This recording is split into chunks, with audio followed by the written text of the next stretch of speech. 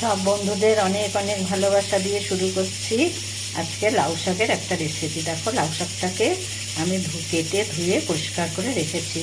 এখানে আমার হলুদ, কালো জিরে ফোড়নের জন্য, কাঁচা লঙ্কা, সর্ষে, পোস্ত, সর্ষেটা কম পোস্তটা বেশি, আর একটা আলু কেটে নিয়েছি। সর্ষে পোস্তটা আমি বেটে নেবো। বাটার সময় আমি একটু নুন দিয়েছি আর কাঁচা লঙ্কা। নুনটা দিলে দেখবে খুব ভালো মিহি হবে। তেলটা গরম হয়ে গেছে, এতে আমি কালো জিরেটা দিলাম আর দিচ্ছি একটা কাঁচা লঙ্কা মাঝখান থেকে ফাটিয়ে। এবারে আমি আলুটাকে দিয়ে দিচ্ছি। আলুটা একটু ভালো করে ভেজে নেব। এর সঙ্গে আলুটা ভাজা হয়ে গেছে, এবারে হলুদটা দিয়ে দিলাম, একটু সামান্য জল দিলাম, অল্প নুন দিচ্ছি। এবারে আমি শাকগুলোকে এতে দিয়ে দিলাম।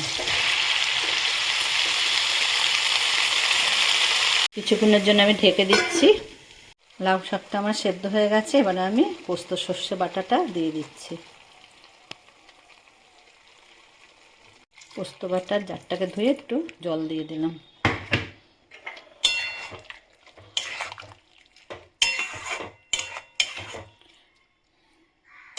আরও দুটো কাঁচা লঙ্কা দিয়ে দিলাম।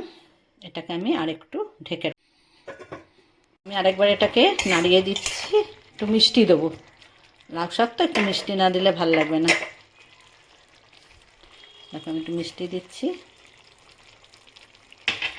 এটা হয়ে গেছে।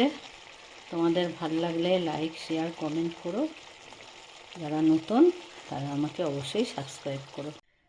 কেমন লাগছে তোমাদের সবার এই রেসিপিটা কমেন্টে জানিও, আর সবাই ভালো থেকো।